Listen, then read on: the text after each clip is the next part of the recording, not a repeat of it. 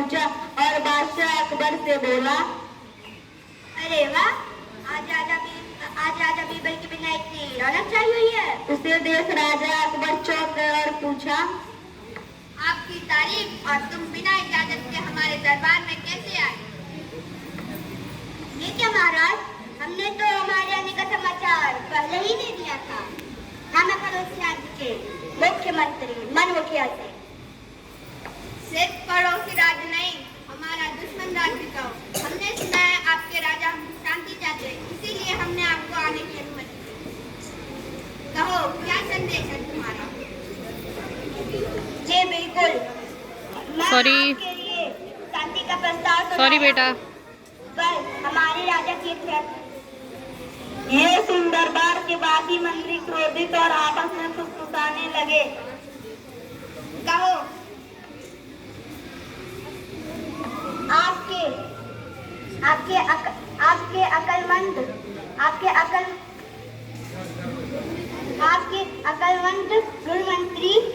आपके अकलमंद गुड़ी मंत्री के चर्चे किसी से भी नहीं छुपे हैं, हमारे राज्य से भी नहीं। ये सुन चालाक मंत्री के मन में खुशी की लहर जाग पड़ी और तुरंत बोला, अरे वाह वाह, मेरे अकल के चर्चे तो पूरे पड़ोसी देश तक पहुंच गए। तुम इतने बुद्धू थे या फिर दरबार में आने से पहले कहीं गिर गए थे? क्या मतलब? बचपन से ही होशियार हूँ, सबसे अव्वल भी हूँ। देख रहे हो, पड़ोसी देश तक पहुँच गए मेरे अकल के चर्चे। अगर तुम इतने ही अकलमंद होते तो पहले ही समझ जाते। हम तुम्हारी नहीं, राजा बीरबल की बात कर रहे हैं। क्या? अगर आप दोनों की बेअक्ल वाली बातें खत्म हो गई हो तो हम मुद्दे की बात पर आए। बोलो, क्या शर्त है तुम्हारे दुश्मन राजा?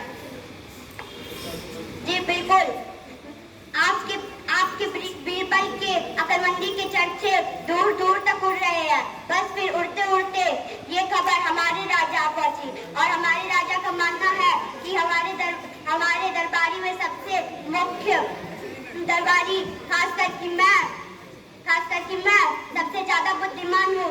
इसलिए उन्होंने आपको शांति का प्रस्ताव और बीरबल को चुनौती देने भेज दिया।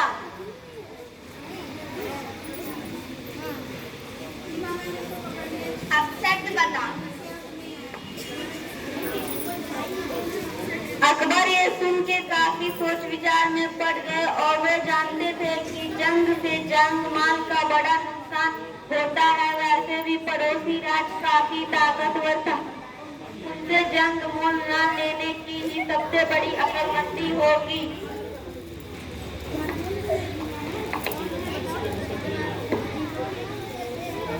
हमें बीरबल को भेज दिया जाए।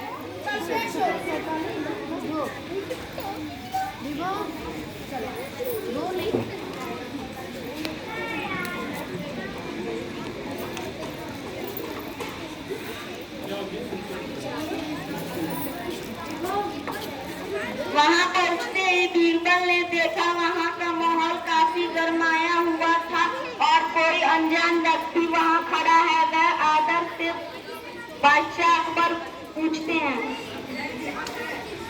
क्या बना अकबर?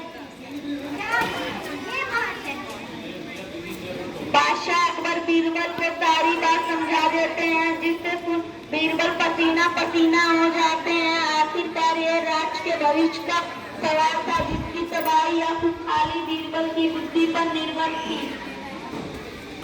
तो बीरबल, हमें तुम्हारी बुद्धिमत्ता पे पूरा भरोसा है, तुम अवश्य ये चुनौती जीत लोगे।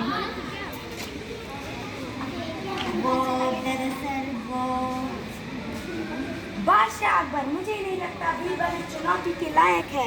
जलील होने से अच्छा हम जंग में कूद जाए। नहीं, हमें बीरबल पे पूरा भरोसा है। वो बिना हथियार उठाए किसी भी चीज पर जीत हासिल कर सकते हैं।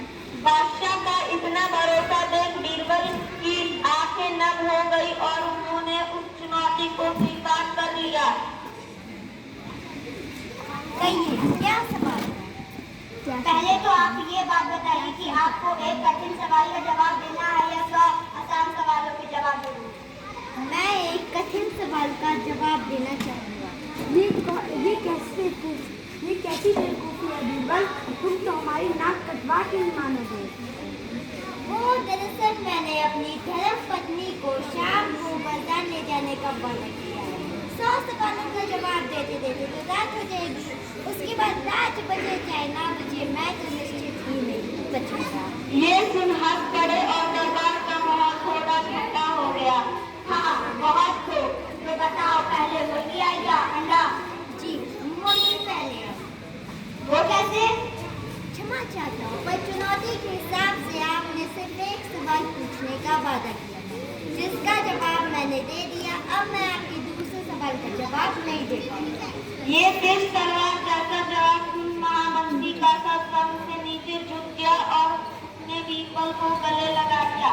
इस कहानी से हमें ये सीख मिलती है कि बुद्धि में बड़ी बड़ी